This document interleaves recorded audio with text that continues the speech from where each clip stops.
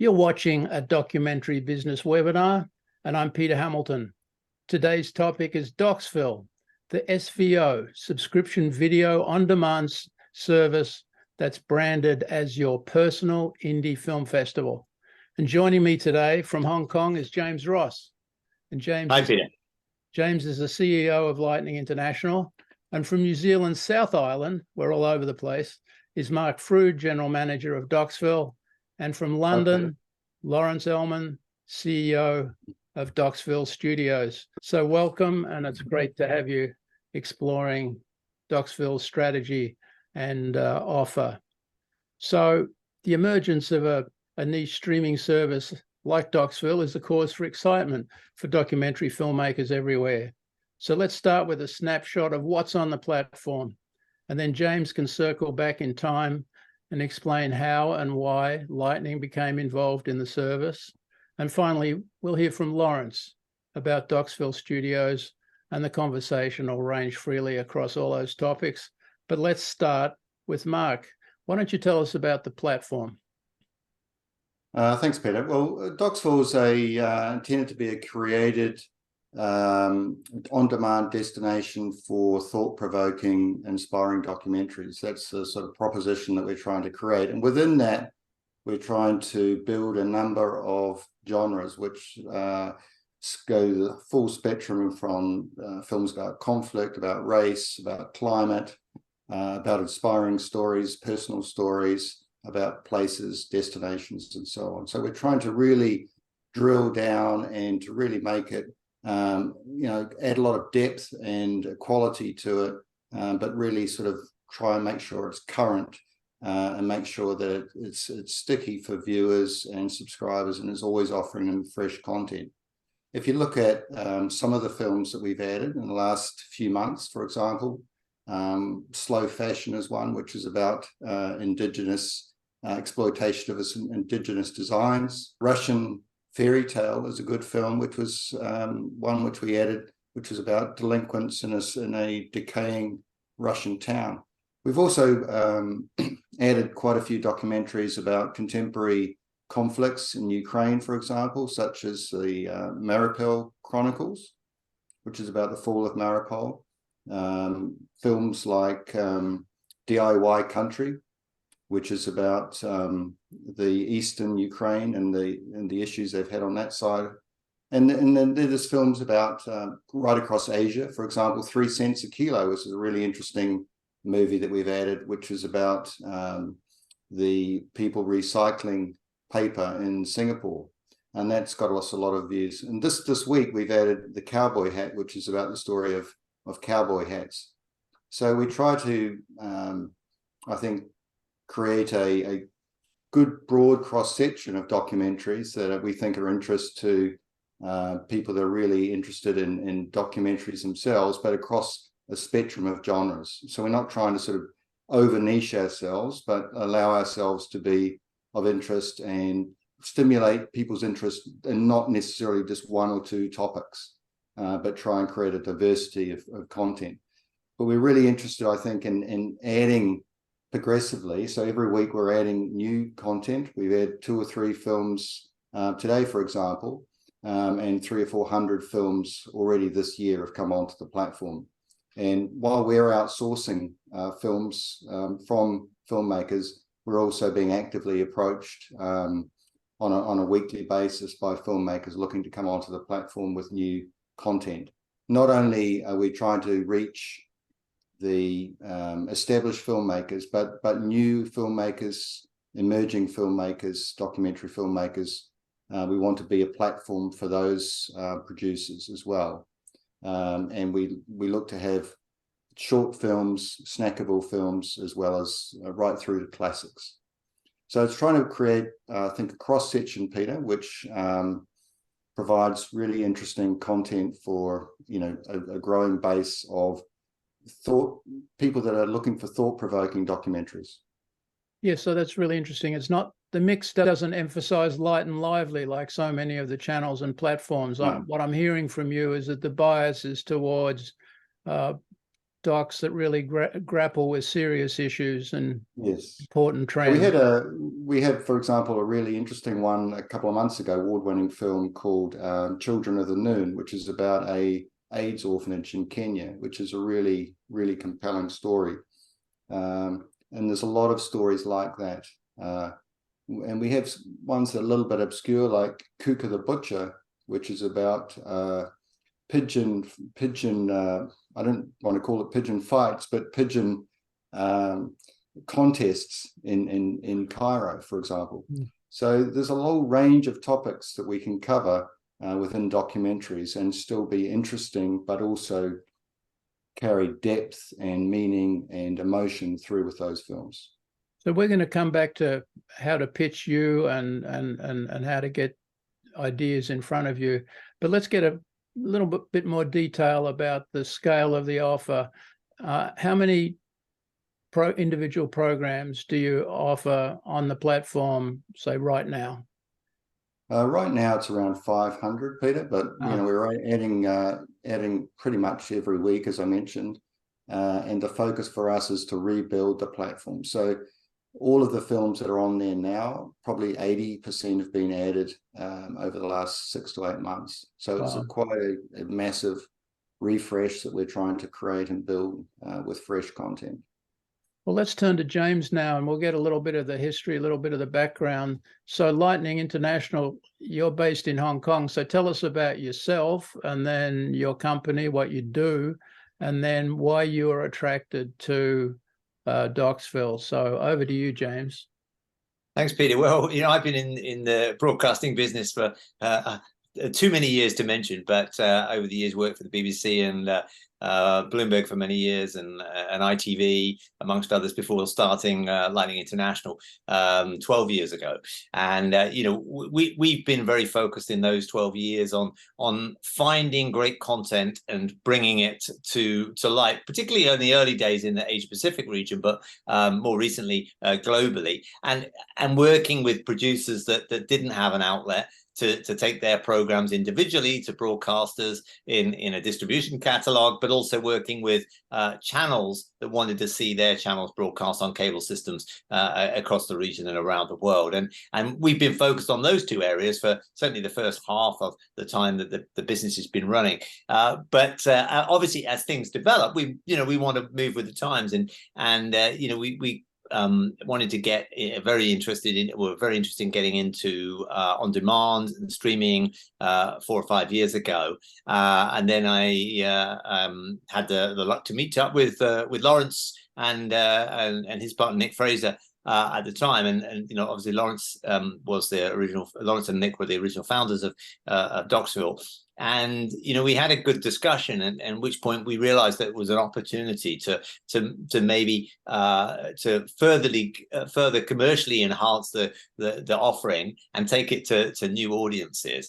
And that was where we got involved in the platform to look at those opportunities to take it further. And you know, Lawrence and Nick had put together a really incredible range of documentaries from the start of the platform, and from a creative perspective was fantastic, and we just wanted to give it more reach and get you know, to more subscribers and so on. So you know, that's where Lightning came into the mix, and you know, we now have a very collaborative arrangement, and Lawrence and Nick are still very involved on the creative side, but we're focused on, you know, building out the look and feel, which is what Mark is doing, adding, you know, fresh new documentaries from all around the world, you know, great stories, real stories, passionate stories. You know, there's so many of them out there, and you know, documentary makers around the world, you know, do have this passion to tell their story, and a lot of them are individual stories that, you know, one producer wants to tell one particular story, and that's why they make the documentary, and they have this huge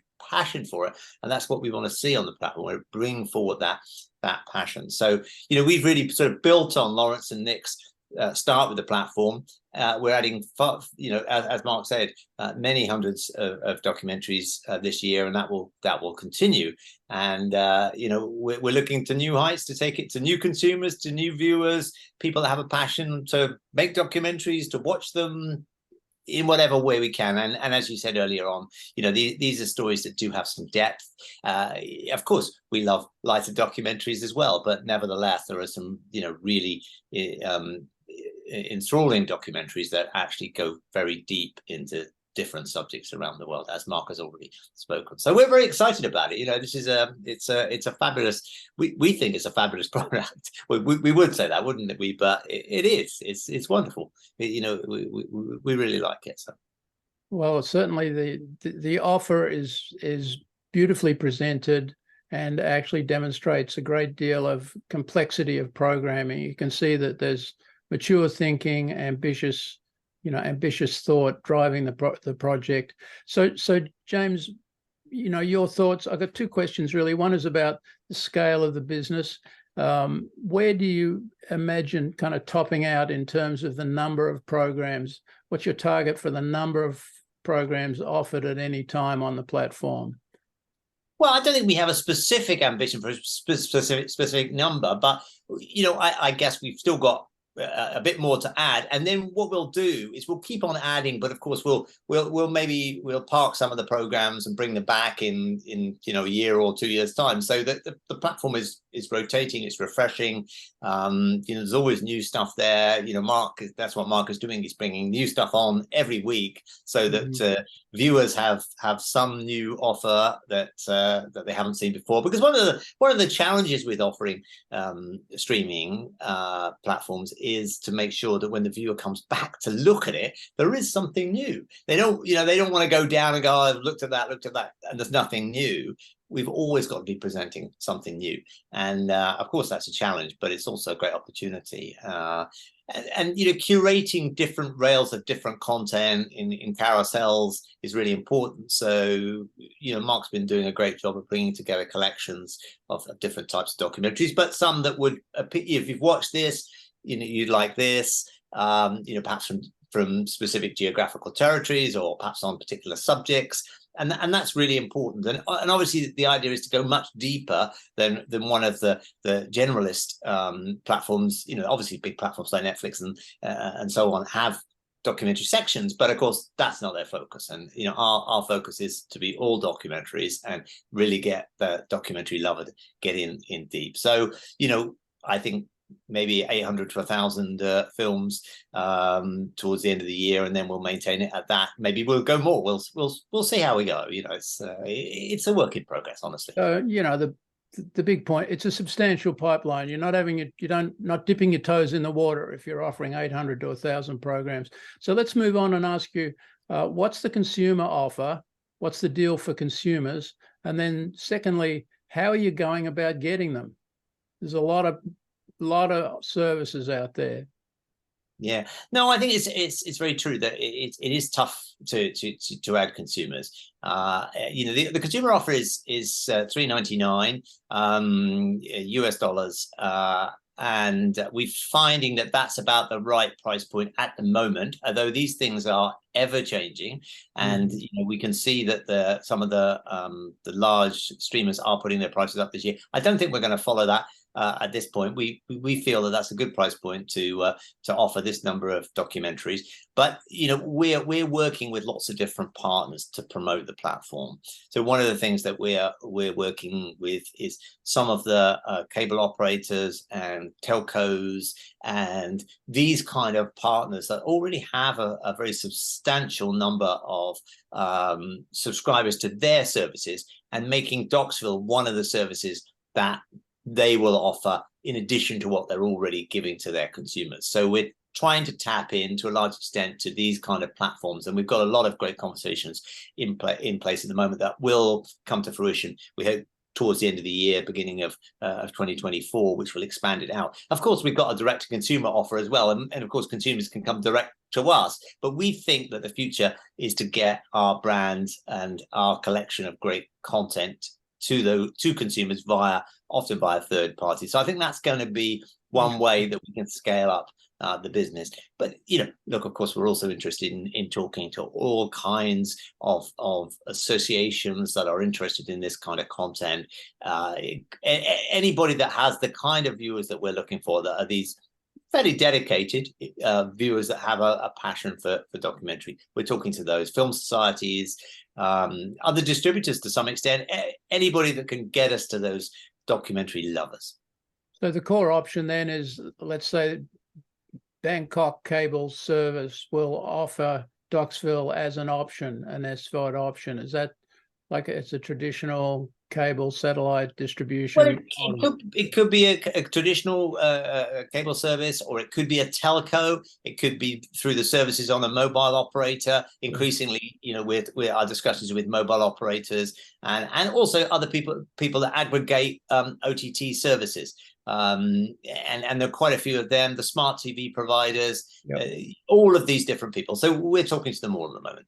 Now, it's really great because, you know, I've spoken over the last years to lots of niche SVOD services, and they're just specializing on the direct-to-consumer offer. And the challenge is, how do they meet them in this overwhelming world of VODs, AVODs, fasts, etc.? So to have this mixed model and to build on your distribution expertise is a really great strategic advantage, James. Yeah, I mean, that's what we think is the opportunity. We do have those relationships in place already, and look, there may not be the demand for linear TV channels in quite the same way as there was, although there is still a demand for linear TV, but there is a huge demand for video content, and if you can provide it to the consumer in an easy to use, easy to watch way, and they don't have to go out of their way to find it amongst 10,000 apps or something, then that has to be the way to go. You know, it's the person that frankly that can aggregate all of these new content offerings in one place is the person that's going to make a lot of money. And we're playing to that. We're looking at the aggregators that exist and working with those guys because they have the consumer relationships already, and we can benefit. And you know, anybody that watches documentaries can benefit from that opportunity of already being connected to those aggregators. Yeah, very sophisticated business model, and you are on the documentary business webinar, so it's a strategy of great interest to me. So let's go back to Lawrence. Can we go back to the beginning, Lawrence, just in a few minutes, and tell us how Docsville launched with our great friend and colleague Nick Fraser? Absolutely. It feels like it was about 100 years ago, but it was probably only about 7 or 8 years ago. And it predates a lot of the platforms that are out there. Nick and I were talking. He was getting frustrated with his funding at where he was at Storyville. And so just to back up, Nick was the head of acquisitions for Storyville, which is the leading BBC fine documentary strand. Yes, Nick. Yeah, sorry, Nick Fraser created Storyville for the BBC and ran it for 20 years and created and was responsible for finding films like Man on Wire, Searching for Sugar Man, One Day in September, et cetera, et cetera, et cetera. He has a great pedigree, and he is one of those great, as to use the word Mark used, curator of and a great arbiter of great taste and storytelling. He always says that documentaries are about depicting life, and it doesn't really matter what they're about. And he doesn't have a political standpoint. He just wants to show the world. And so Nick and I worked together a lot, and we started talking about creating something like this and finding a place that people can go and have a curated place that they will see something extraordinary. They may not have heard of the documentary. They may not have known about the subject matter, but they will be safe in the knowledge that if they clicked on it to watch it, it would be something extraordinary, because that's what Nick does. And so we set about raising finance, and Nick decided that he would leave the BBC to do this. And we were early on. We were an early adopter. You know, kind of the level of support technically that is now available wasn't really there beforehand. People were creating bespoke platforms. There weren't templates. You know, all of those kind of challenges we started very early on. And Nick and I are primarily storytellers and content creators rather than platform executives running that. And we were, you know, we were sitting there and we were our plan was, so here's what the plan was to finance our own films in the same way that a broadcaster does it, that Netflix does. And we were to use our subscription and the finance that we had raised to finance new projects that would premiere or co-premiere on the platform whilst partnering up with a broadcaster.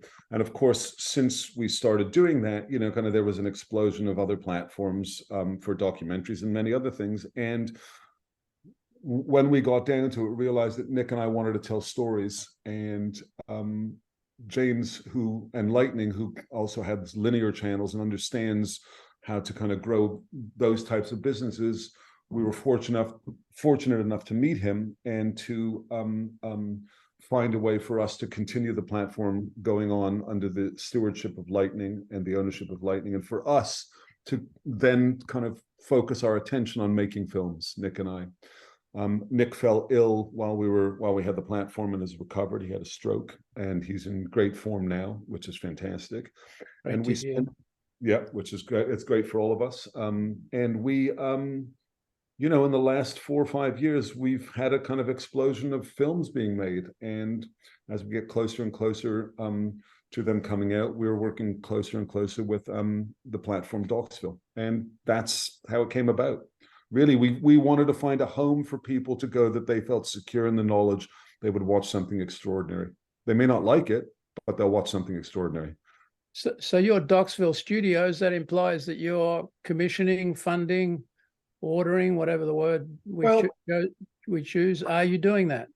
Well, what's interesting is, as you know, Peter, probably as well as everyone else that makes films, the model is continually changing.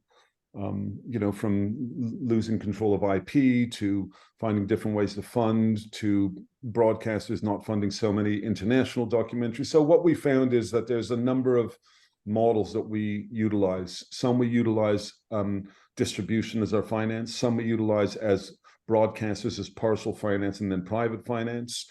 Some we use. So there is no set model. People bring us ideas. And we look at them and see if we can viably get them made. We create our own ideas and then discuss them with our partners and our financiers. And some, for instance, we're making a film about Reverend Jesse Jackson, which we've not taken to anyone. We've kept it completely internally, and we've not just self-financed it, but we brought partners on board. Whereas we sometimes make films for companies like Paramount, who will take all the rights and give us maybe a crumb that we can kind of then get a window that we can kind of show it and get it to James and the platform. The model is, as you know, continually evolving. So you're open to pitches and you know how to do a variety of deals, but the ultimate benchmark is that there's some window for Docsville in this process. That's what I would say, yes, 100%. That is the ultimate goal. It sometimes doesn't happen, but it eventually happens, is what happens. It eventually happens. But yes, that's the goal. And do you have a development team, or are you doing all the work yourself, or? Yeah, it's just me, no one else. No, we have a whole team. We have well, you know, I mean, Peter, I know you know Nick, and so you know how fertile his brain is. I get about 17 emails a day from articles, from new books, from, you know, kind of, let's do this, what about that? And, you know, some work, some don't. And we're a small but tight and nimble team. Because one of the things we learn very quickly is that the larger your team, the more you're at the mercy of broadcasters and, you know, kind of all that. And we have a great team. You're talking to a small team. Yes, exactly. So there you go. Big punch, we hope. So I totally get it. And you keep your editorial remit really focused that way. So let's come back to Mark, and let's talk about the deal a little bit. You know, we've just heard from Lawrence. Well, actually, we've heard from, the message I'm getting is actually flexibility. We're doing what we need to do to get the job done, provided we're consistently offering a high quality brand. So when producers come to you, you know, what's the deal? How does the conversation develop? Well, the primary conversation always begins, I think, as Lawrence, just to pick up on what Lawrence was saying, was really, you know, we're looking for quality content. that tells a story that we think will involve, stimulate, emotionally involve our viewers. So that's the primary criteria. Beyond that, we're looking for content that's relatively current, relatively recent. And by that, in terms of style, in terms of topic, in terms of how it's put together and so forth. We're also looking for interesting topics that we haven't got on the platform. So we're looking for news stories, different angles on stories and so forth. From a financial point of view, we are increasingly going towards a revenue share model. So that's our focus from a financial point of view. And we do support filmmakers to get their films onto the platform. But beyond that, we're looking to work in a more of a partnership, collaborative way in terms of revenue sharing, in terms of moving forward in terms of how we can grow. And that may change over time, but at this point in time, that's the main approach. I mean, James may want to pick up on that. So there's go ahead, James. No, I was just going to say exactly as it is with Mark. I think the important thing to do for us is to build very quickly a substantial number of subscribers. Right. And that's really our focus. Now, obviously, in the payback for filmmakers is that the bigger number of subscribers we get, the more money we can put back to independent films. And that's what we're really trying to do. So, yeah, it is a revenue share model, but that gives us the opportunity to make the offer even better. And then, as we go to these bigger platforms and aggregators that we're talking to, they become very impressed with the number of films, and then that gives us the opportunity to get much more substantial amounts of revenue coming back. So our goal is to feed back to the producers as much as we can, and so far it seems to be working well. Still early days in our rejigging of the platform and adding in the new content, but we're very optimistic about it. So when a producer comes to you, the deal is a rev share of future income from views on the expanding number of platforms you have. So what's the term? Typical term? 3 years. 3 years. Looking for three-year deals normally, but we expect that they'll be extended. We're not, we try to be reasonably flexible, but of course we've got to have a sort of standard agreement to get going with so many films. We can't do a very complicated customized agreement. So we do have a standard agreement that we use, but it's not too complicated or anything. We can talk you through it very easily if you're interested. We are looking for global rights because we are launching the platform around the world. This is not a specific region, so we do need everybody to be flexible about the rights, but it is non-exclusive generally, so that doesn't mean you're locked into it, and that means you can still do other things with your films as well. We want to help. We're not trying to hinder, we're trying to help. And we realize that particularly for smaller filmmakers, we realize that financial implications of how much money they've spent on the films and so on, and we'd like to give something back. But so we're quite happy though for filmmakers to see whether they can offer it in some other way that pleases them. Obviously festivals and so on, whatever they're already doing, continuing. And in certain cases, we're also looking to add films to our distribution catalog as well, and that way we may be able to sell the films to other platforms that may be paying substantial license fees, we hope, for those films. But of course that depends on the wider appeal of the film, because for those kind of sales, they tend to be focused on platforms a little bit more general in their outlook, and they need something a little less niche. So we have to pick and choose a little bit, but happy to have that conversation if filmmakers are interested in that. Very happy to do that. And of course, there's opportunities to put films onto our linear channels as well. And as Docsville goes forward, I think we're going to find there are other ways that we can monetize as well. We are putting selected films also onto fast channels, and we do in fact have a Docsville branded fast channel as well, which is kind of a barker channel really for the platform, of course, because we want to drive viewers to that, but there is an opportunity to get revenue back from being on an advertiser driven channel as well. So a fast channel is an advertiser supported version of Docsville. It's kind of a loop, isn't it? A repeating loop. Is that? Yeah, but we run it like a proper channel, but it is a light version of Docsville. It kind of, picks out some of the films from Docsville and sort of shows what the on-demand service is able to provide. And also, FAST stands for free ad-supported TV. So for fast channels, those are available on platforms like Roku and Samsung TV Plus and so on as a linear channel, which is free to the viewer. But of course, there is advertising in there, so that advertising revenue feeds back to us, and we pass that back to the producers as well. So yeah, like every time you join the conversation here, James, there's another wrinkle in the flexibility story. You clearly have a really flexible business model, and you're leveraging your collection of assets for this Docsville service across as many, distribution platforms and partnerships as you can. It's really impressive, because we hear from so many streaming services that are, passionately conceived and curated and then just thrown out to the consumers.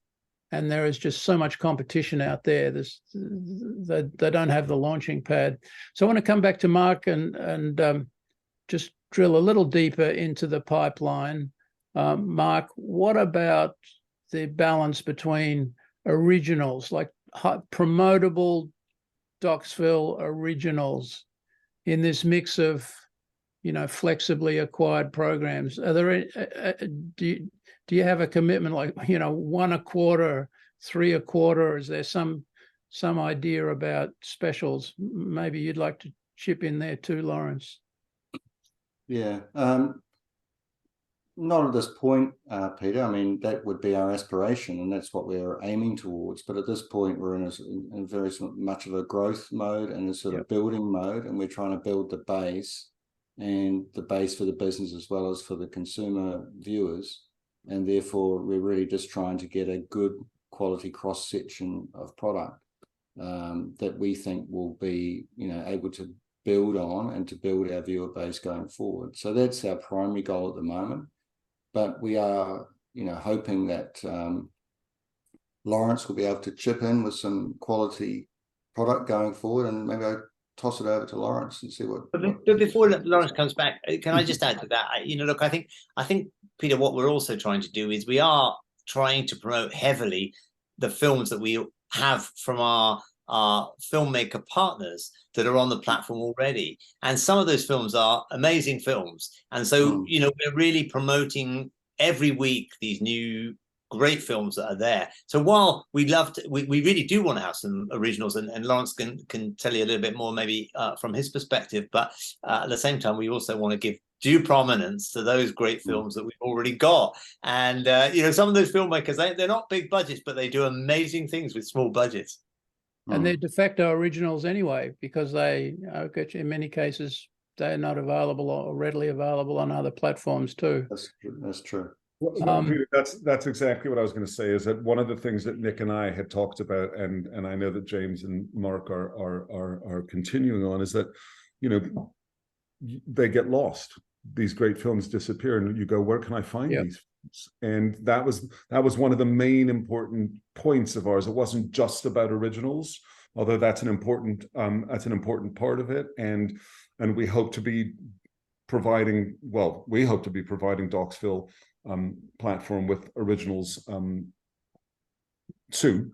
But the reality is that there's so many. I remember wanting to watch When We Were Kings before, and you just couldn't find it. You couldn't even get it on DVD, and I'm talking 20 years ago, and it's one of my favorite documentaries. And so the idea was that, and particularly having Nick Fraser's documentary brain, which is encyclopedic, as we all know, kind of was like, no, we need to get that. Where could you watch? And so the idea that as James rightly pointed out, of that there's a place that you can find things that maybe you've missed or you've heard about and you don't know where to find them, is crucial. I think both those things work in tandem with each other. And so the short answer is, ideally, I would assume it helps subscribers to go, I can watch a new Asif Kapadia film on Docsville, or I could watch something that I didn't know I could find on Docsville. Those are both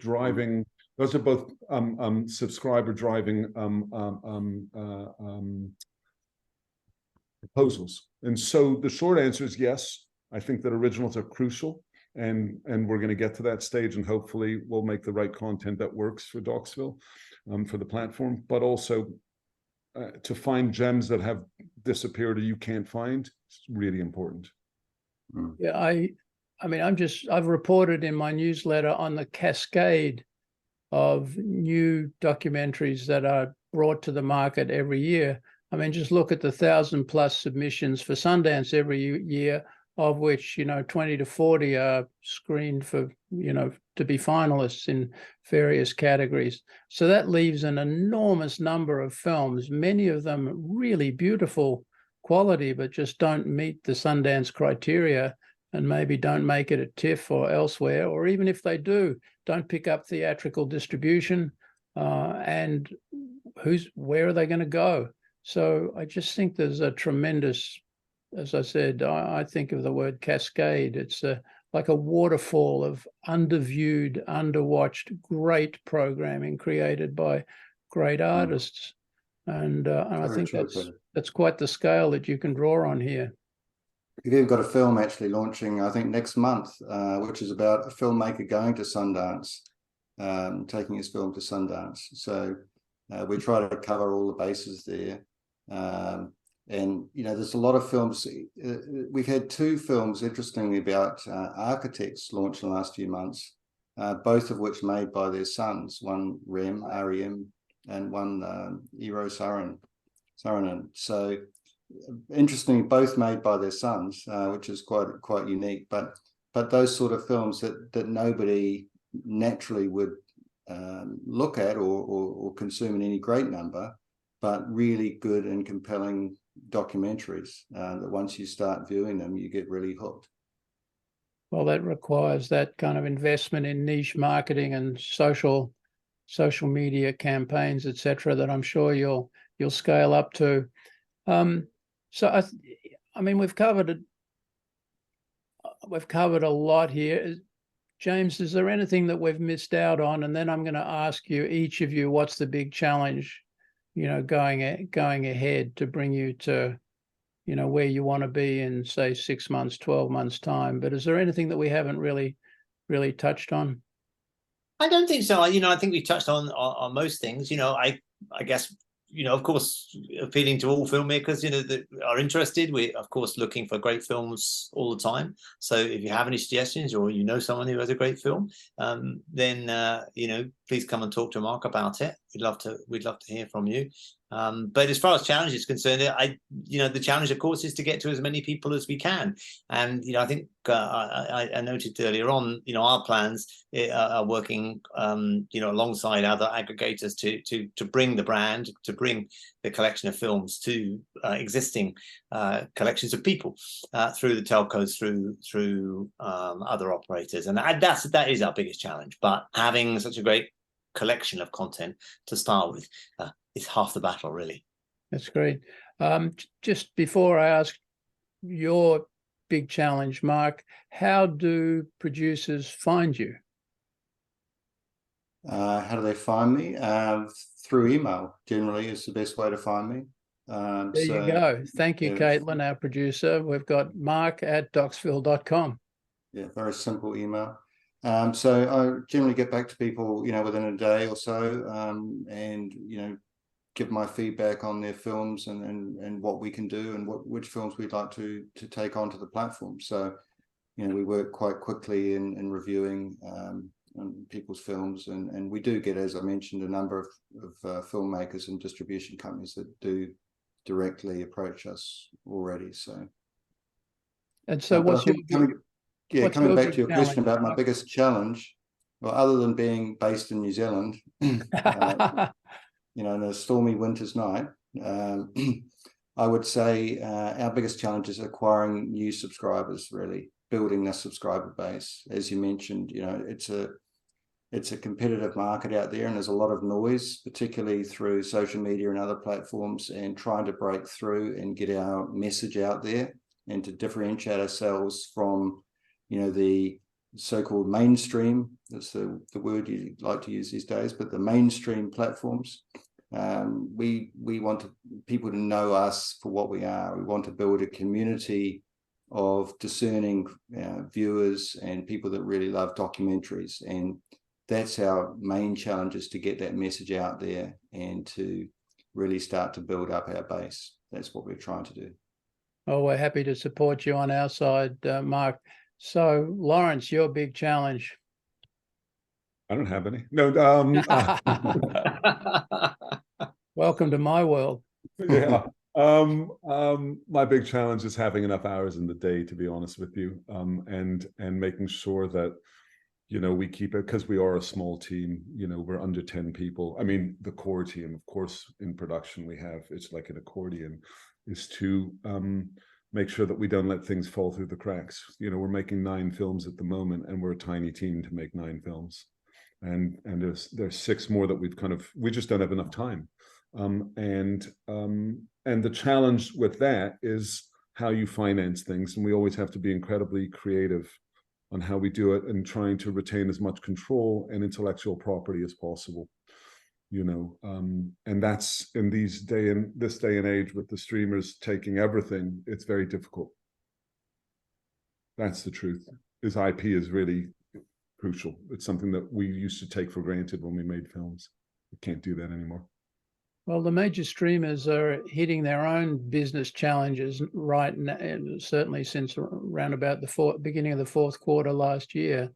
And so I read that they're becoming more flexible themselves, and also their acquisition pipelines are shrinking, which means that there's more available for you and more flexibility in the rights. So hopefully that's a trend. I hope so. Great to see you again, Peter. Okay, so let's just finish up here. Producers, contact Mark, and Mark's email is both on the screen here, and secondly in the write-up of the webinar in the documentary business. We're going to be seeing you, we're dating the webinar in a few weeks at MIPCOM. Are you open for meetings at MIPCOM on the subject of Docsville, James? Definitely. Yes, yeah, for sure. Yeah, we will be at MIPCOM. Be happy to entertain anybody who wants to come by and say hello. Absolutely, we're up on P3 of the Palais. Okay, I'll look forward to seeing you there myself, and I'm really excited to have met you, 3 of you, all together here, and look forward to supporting, following, encouraging your pursuit of your vision, and your, as I said, the flexible commercial arrangements that you've put in place, which are very admirable, James. And so thank you, James. Thank you, Lawrence. Thank you, Mark. And we will see you again soon. And thank you, producer. Thank you very much, Peter. Bye, everybody. Thank you, everyone. Bye. Thanks a lot. Bye-bye.